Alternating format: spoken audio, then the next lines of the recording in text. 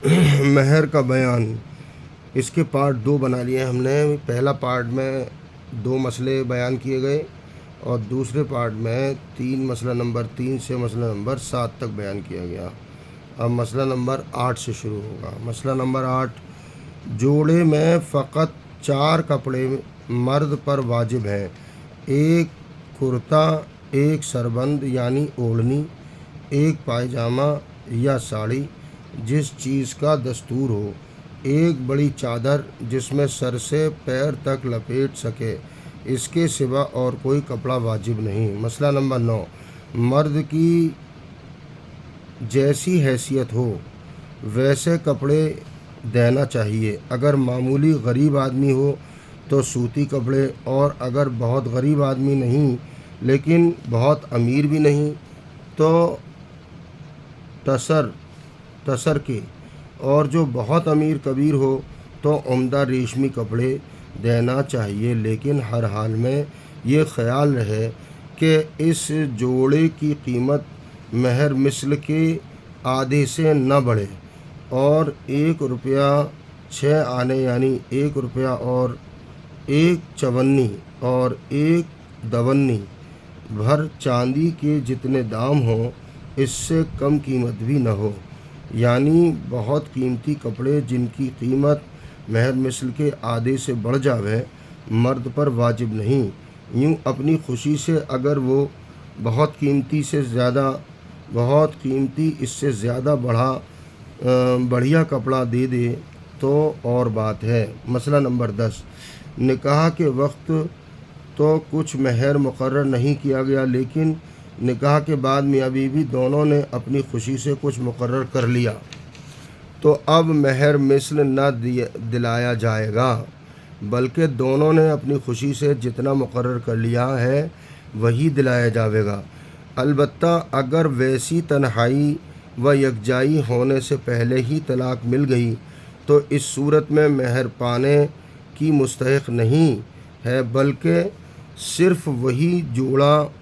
کپڑا ملے گا جس کا بیان اوپر ہو چکا ہے۔ مسئلہ نمبر 11، 100 روپے یا 1000 روپے اپنی حیثیت کے موافق مہر مقرر کیا، پھر شوہر نے اپنی خوشی سے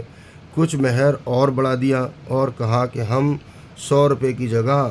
150 روپے دے دیں گے، تو جتنے روپے زیادہ دینے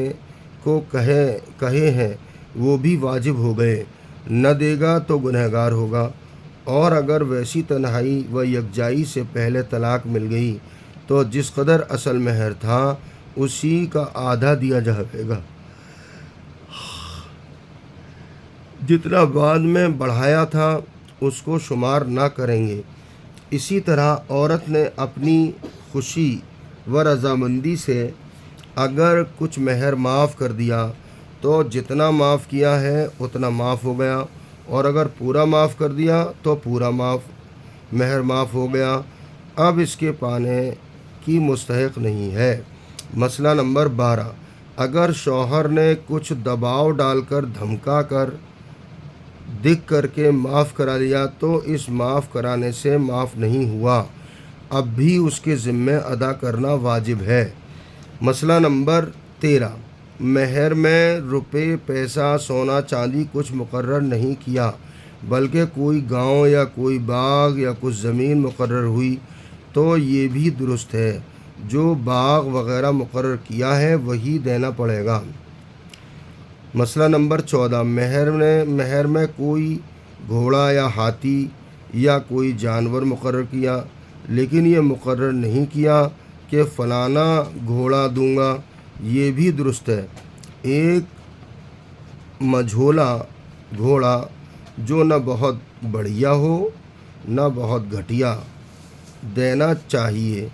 یا اس کی قیمت دے دے، البتہ اگر فقط اتنا ہی کہا کہ ایک جانور دے دوں گا اور یہ نہیں بتلایا کہ کون سا جانور دیوے گا تو یہ مہر مقرر کرنا صحیح نہیں ہوگا، مہر مثل دینا پڑے گا۔ مسئلہ نمبر 15، کسی نے بے قاعدہ نکاح کر لیا تھا، اس لیے میاں بیوی میں جدائی کرا دی گئی،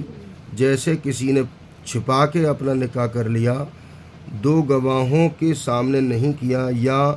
دو گواہ تو تھے لیکن بہرے تھے، انہوں نے وہ لفظ نہیں سنے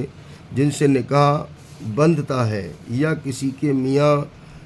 نے طلاق دے دی تھی یا مر گیا تھا اور ابھی عدت پوری نہیں ہونے پائی کہ اس نے دوسرا نکاح کر لیا، یا کوئی اور ایسی ہی بے قاعدہ بات ہوئی، اس لیے دونوں میں جدائی کرا دی گئی، لیکن ابھی مرد نے صحبت نہیں کی ہے تو کچھ مہر نہیں ملے گا، بلکہ اگر ویسی تنہائی میں ایک جگہ سہے بھی ہوں تب بھی مہر نہ ملے گا، البتہ اگر صحبت کر چکا ہو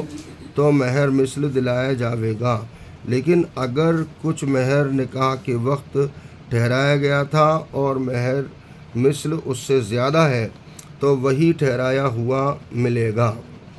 ہر مہر مثل نہ ملے گا۔ نمبر 16، کسی نے اپنی بیوی سمجھ کر غلطی سے کسی عورت سے صحبت کر لی تو اس کو بھی مہر مثل دینا پڑے گا، اور اس صحبت کو زنا نہ کہیں گے، نہ کچھ گناہ ہوگا، بلکہ اگر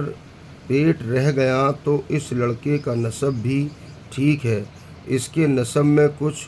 دھبا نہیں ہے اور اس کو حرامی کہنا درست نہیں، اور جب معلوم ہو گیا کہ یہ میری عورت نہ تھی تو اب اس عورت سے الگ رہے، اب صحبت کرنا درست نہیں، اور اس عورت کو بھی عدت بیٹھنا واجب ہے، اب بغیر عدت پوری کیے اپنے میاں کے پاس رہنا اور میاں کا صحبت کرنا درست نہیں،